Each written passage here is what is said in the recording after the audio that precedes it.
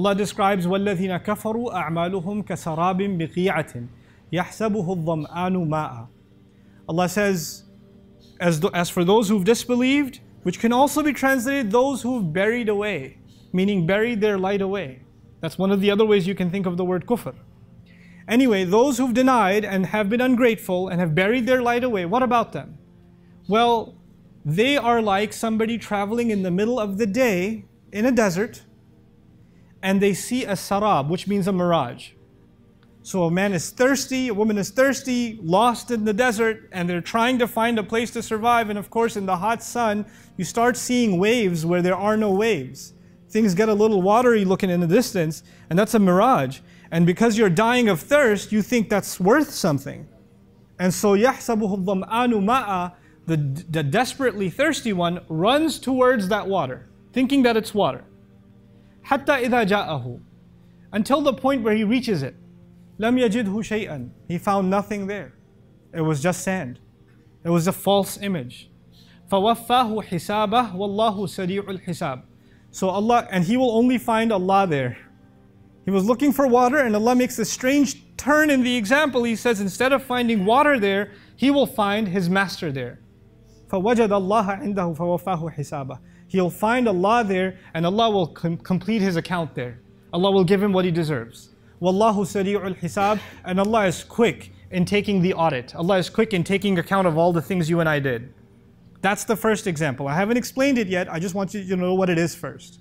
Now quickly the second example. Oh, another example. And this is going to be almost the opposite scene. First time we were in the desert, now we're going to be in the ocean.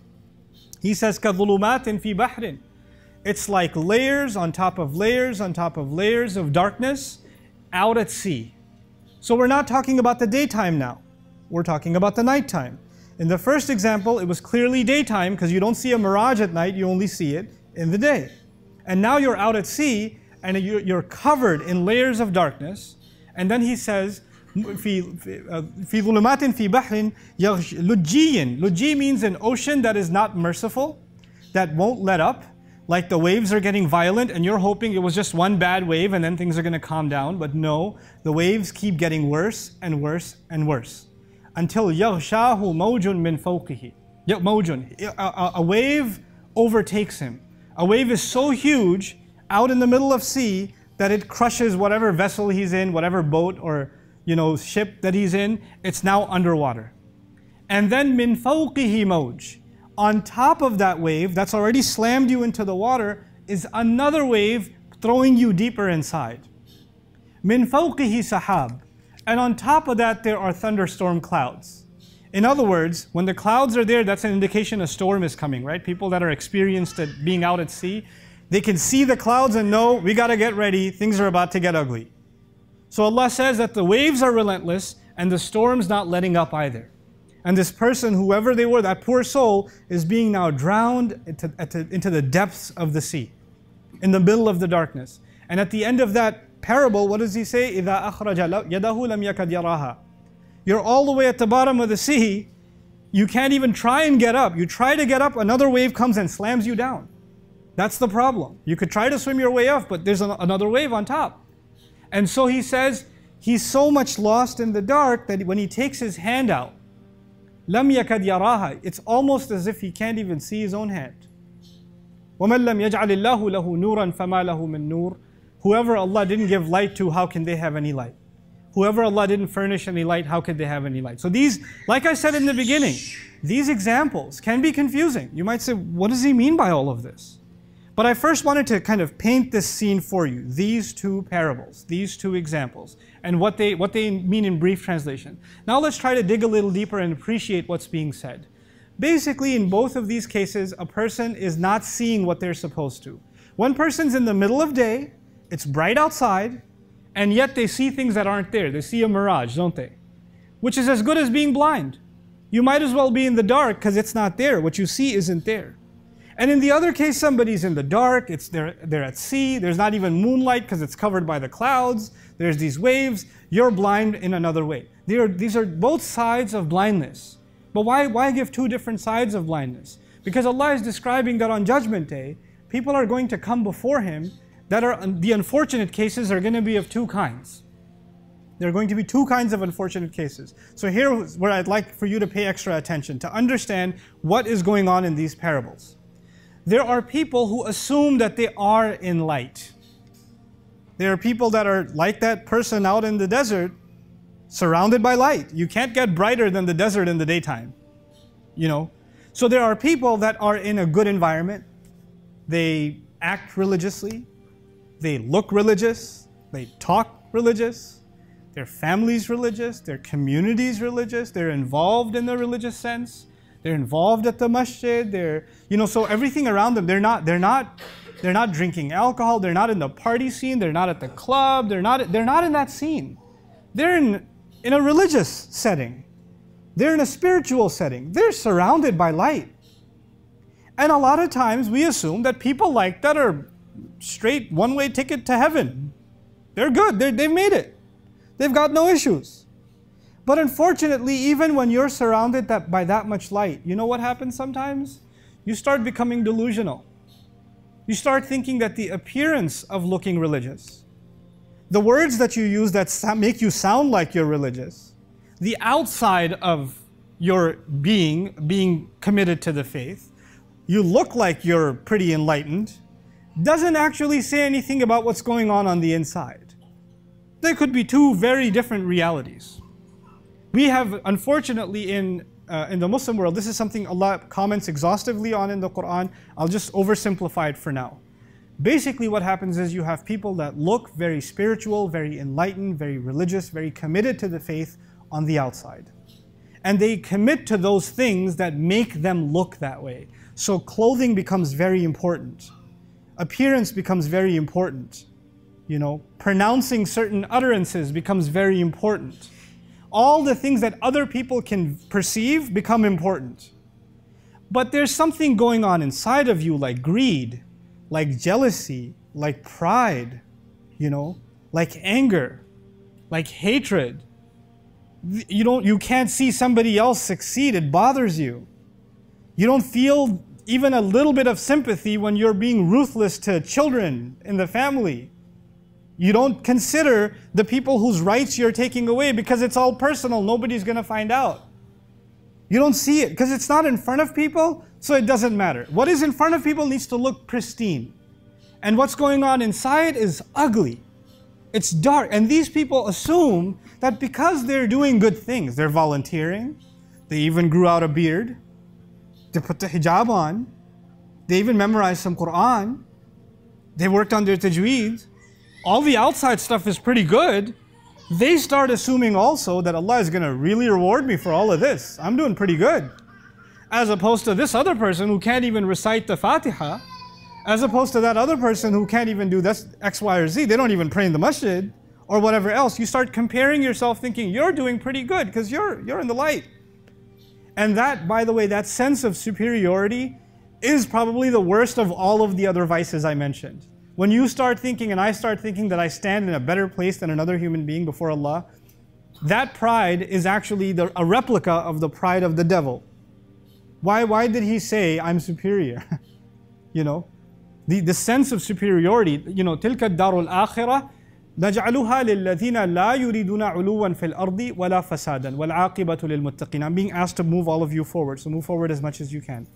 Allah says that next home that He built, heaven, He made it for people who don't want to feel superior in this earth. They don't have a desire for ulu. They don't want to make themselves feel or give the impression that somebody else is little compared to them, lesser compared to them. They don't want that. And there are sometimes among us, maybe ourselves, because of our religious knowledge, because of our religious position, because of our religious perception of others, we do start thinking we're better than somebody else. We do become condescending towards others. This is the first example. People who actually think they're in light and they're doing good. But you're like a person in the desert. You're going to die of dehydration. And when you get there, what you think is water, meaning you think you're going to go to heaven and be replenished for all the deeds you did, all you find there is Allah who says, actually, you did everything else on the outside, but there was no light inside of you. That you don't get anything here. Allah is going to quickly take your account. You and I have to become people of introspection. Whether or not people praise you and me means nothing. As a matter of fact, whether or not people criticize you and me also means nothing. You have to be able to ask yourself, if Allah was to ask me right now what I'm doing is right or wrong, am I able to answer Him? Am I doing right by Allah? Because He's the only one I'm going to be meeting at the end of that journey. On the other side of it, there's another darkness. There's another failed, scenario. One of them was people who thought they're doing good and they get there and they find nothing. But the other one is a completely different scenario. And the other one is a scenario of someone, like I mentioned, in the dark. And then they're even pushed into more darkness, and then more darkness, and they just keep going deeper and deeper. This is actually someone who's not in a good environment. This is someone who's not involved with anybody. They're not even around people who have strong faith. As a matter of fact, all the friends they have make them even a worse person. They instill even worse habits in them. And the environments they put themselves in, the situations they put themselves in, are pure evil. They're pure darkness. But they're addictive also. They keep going to that stuff. They go to those environments. They go to those friends. They go to those dark places. And they can't even help themselves go back over and over and over and over again. And they form all forms of addictions. Addictions to certain kinds of behavior. They form addictions to substances, and they can't let go of that entire scene. And what does Allah describe as these waves are coming and slamming you down and you're all the way in the depths of the darkness? The powerful thing here in this parable is Allah actually gave hope to those people too. He didn't say when he's at the bottom of the sea, he can't even see his hand. He said he could almost not see his hand, right?